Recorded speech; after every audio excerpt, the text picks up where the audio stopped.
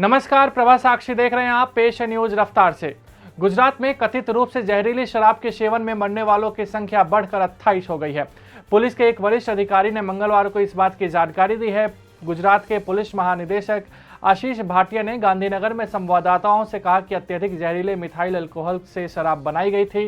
उन्होंने कहा कि हत्या और अन्य अपराधों के आरोप में 14 लोगों के खिलाफ 3 प्राथमिकी दर्ज की गई है और उनमें से अधिकतर को हिरासत में लिया जा चुका है।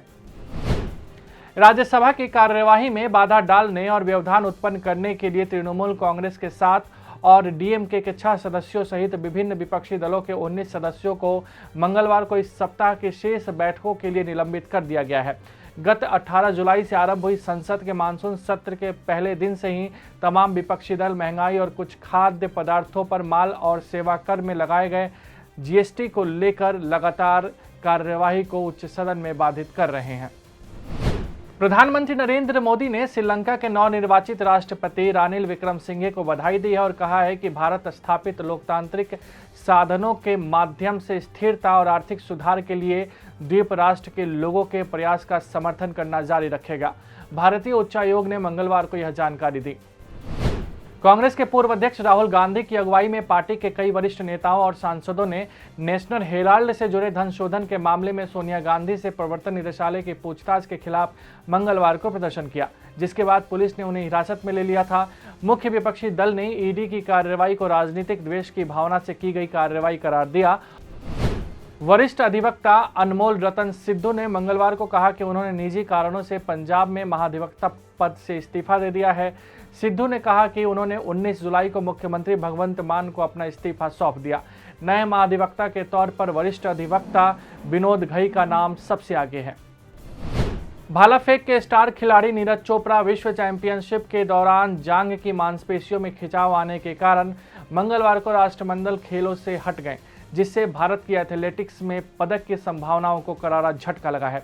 चोपड़ा ने रविवार को यूजीन में विश्व एथलेटिक्स चैंपियनशिप में ऐतिहासिक रजत पदक जीता था। इलाहाबाद हाई कोर्ट की लखनऊ पीठ ने लखीमपुर खीरी हिंसा मामले में केंद्रीय मंत्री अजय मिश्र टेनी के बेटे आशीष मिश्र उर्फ मोनू की जमानत याचिका मंगलवार को खारिज कर दी। इस हिंसा में 4 किसानों की मौत हो गई थी। बहुजन समाज पार्टी से गठजोड़ की इच्छा जताने वाले सुभाषपा के अध्यक्ष ओम प्रकाश राजभर पर बसपा के राष्ट्रीय समन्वयक आकाश आनंद द्वारा परोक्ष रूप से हमला किए जाने के बाद सुभाषपा नेता अरुण राजभर ने मंगलवार को कहा कि उनकी पार्टी ने ना तो बसपा से कोई संपर्क किया है और ना ही गठबंधन के बारे में कोई बातचीत हुई है। दक्षिण मुंबई में छत्रपति शिवाजी महाराज टर्मिनल पर मंगलवार को सुबह एक लोकल ट्रेन पटरी से उतर गई, जिससे हार्बर लाइन पर उपनगरीय ट्रेन सेवाएं प्रभावित हुई। मध्य रेलवे के मुख्य जनसंपर्क अधिकारी शिवाजी सुतार ने कहा कि घटना में कोई घायल नहीं हुआ है। घटना सुबह करीब 9:40 बजे सीएमटी के प्लेटफॉर्म नंबर 1 पर हुई। राष्ट्रपति द्रौपदी मुर्मू ने कहा कि करगिल विजय दिवस सशस्त्र बलों की असाधारण वीरता का प्रतीक है और लोग भारत माता की रक्षा करने के लिए अपना जीवन कुर्बान करने वाले वीर जवानों के हमेशा ऋणी रहेंगे। उपराष्ट्रपति एम वेंकैया नायडू ने करगिल विजय दिवस के मौके पर 1999 में राष्ट्र की रक्षा करने में अद्वितीय वीरता और बेजोड़ देशभक्ति का प्रदर्शन करने वाले बहादुर सैनिकों को श्रद्धांजलि दी।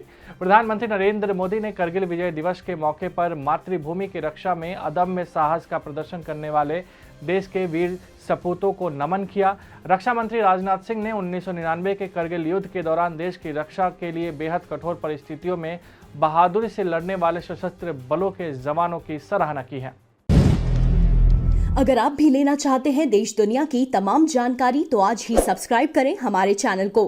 साथ ही नीचे दिए बेल आइकन को जरूर दबाएं ताकि हर अपडेट आप तक पहुंच सके।